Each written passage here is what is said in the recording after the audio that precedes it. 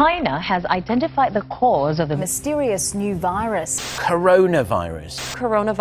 There are fears a rapidly spreading virus has reached Australia. This is a rapidly emerging situation where there is not a cause for alarm. The first US case has been detected. There's confirmation the coronavirus has reached Australia. China is urging its citizens not to travel abroad as it struggles to contain the virus. We will be standing up Christmas Island as a quarantine area.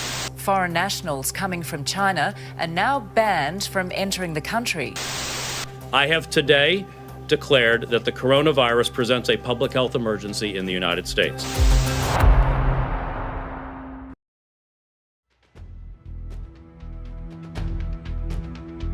Sejak pandemi COVID-19 melanda dunia, banyak sektor ekonomi mengalami guncangan serius. Salah satu dampak yang paling dirasakan adalah dalam sektor ketenagakerjaan, di mana ribuan pekerja di seluruh dunia harus merasakan pahitnya di PHK atau dirumahkan akibat penurunan aktivitas ekonomi yang tajam. Di sebuah kota industri kecil di bagian barat negara ini, nama-nama perusahaan besar yang sudah lama menjadi penopang ekonomi lokal mulai memangkas jumlah karyawan mereka. Salah satu korban dari gelombang PHK ini adalah Gladys, seorang ibu rumah tangga yang sudah bekerja selama 15 tahun sebagai operator mesin di salah satu pabrik terbesar di daerah itu. Gladys bukan satu-satunya, ribuan pekerja lainnya di daerah itu juga harus menghadapi nasib yang serupa. Beberapa di antara mereka bahkan sudah tidak mampu lagi memenuhi kebutuhan sehari-hari dan terpaksa mengandalkan bantuan sosial dari pemerintah setempat. Sementara itu, Gladys dan ribuan pekerja lainnya terus berjuang untuk mempertahankan hak-hak pekerja di antara kepentingan perusahaan. Selamat pagi, Ibu. Ada yang dibicarakan? Iya Ibu, jadi kami ini perwakilan dari Serikat Pekerja ini membahas terkait kebijakan perusahaan yang melakukan pemutusan hubungan kerja secara sepihak. Itu bagaimana lanjutannya? Iya, saya sangat menyesal dengan terjadinya kebijakan tersebut. Karena memang kondisi keuangan perusahaan itu tidak stabil imbas dari wabah COVID. Lalu bagaimana dengan nasib kami, Bu? Banyakkan pekerja yang kena PHK sudah berada di usia yang tidak produktif lagi. Mau dikasih makan apa buat kita nanti? Ini di luar kuasa saya. Permintaan pasar menurun, distribusi tersendat karena PSBB. Mau dapat uang dari mana? Perusahaan untuk mengkaji kalian.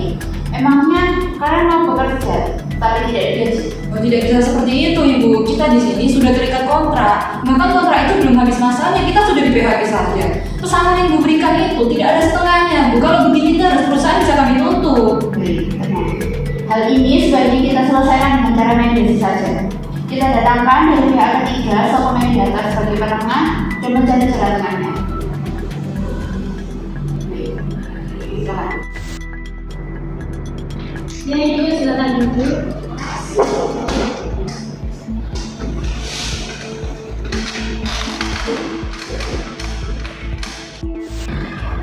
Selamat pagi, kita hari ini berkumpul untuk memediasi antara Ibu Amal selaku perwakilan dari DPI Indonesia dan Ibu Gladys selaku karyawan dari DPI Indonesia dalam rangka mencari solusi terkait pemutusan hubungan kerja yang terjadi akibat pandemi COVID-19. Tujuan kita adalah mencapai kesepakatan yang adil dan meminimalkan konflik di antara kedua belah pihak. Baik, mari kita dengarkan satu sama lain dengan pengertian. Ibu Gladys, apa yang menjadi harapan atau kebutuhan Anda dalam situasi saat ini? Saya salah satu karyawan tetap di perusahaan ini merasa kecewa atas keputusan perusahaan yang melakukan PHK sepihak. Apalagi kami belum habis masa kontrak dan uang pesangon yang diberikan hingga sekarang. Saya merasa sangat terpukul dengan keputusan PHK ini. Saya telah berkontribusi untuk perusahaan selama bertahun-tahun dan merasa tidak adil dengan kerja dalam situasi seperti ini. Bagaimana dengan pihak DPI Indonesia? Kami mengerti bahwa ini adalah keputusan yang sudah diambil. Kami sangat menyesal atas dampaknya. Namun kondisi ekonomi tidak pasti memaksa kami untuk mengambil langkah untuk menjaga keberlangsungan perusahaan kami.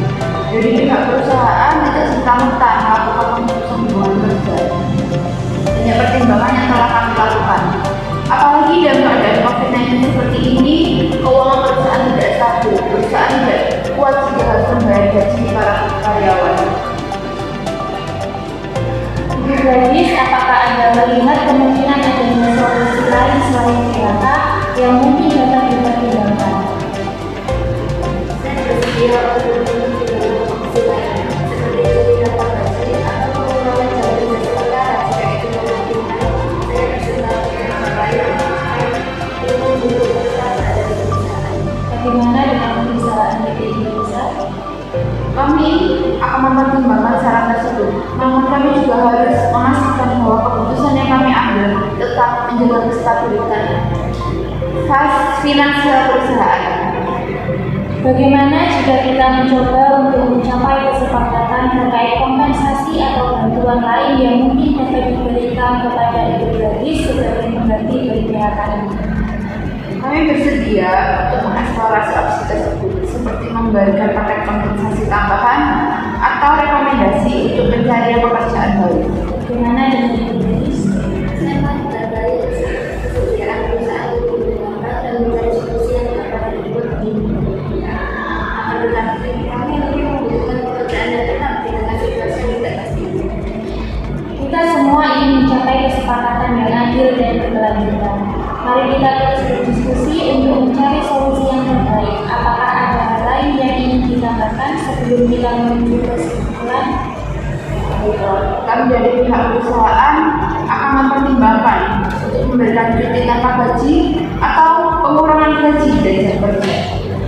Terima kasih kepada kedua belah pihak atas kerjasama dan ketulusannya dalam mediasi hari ini. Saya akan menyusun kesepakatan tertulis berdasarkan diskusi kita hari ini untuk disetujui bersama. Halo semuanya, perkenalkan aku Nada Dulianti selaku karyawan 1, editor video dan juga penulis skrip. Saya Salazia Gladys Ramadwinata sebagai karyawan 2. Saya Anita Ariza sebagai mediator. Saya Amelia Nurdasana sebagai direktur. Terima kasih telah menyaksikan video kami yang bertajuk mediasi terhadap pemutusan hubungan kerja. Sampai jumpa di video kita selanjutnya. Bye-bye.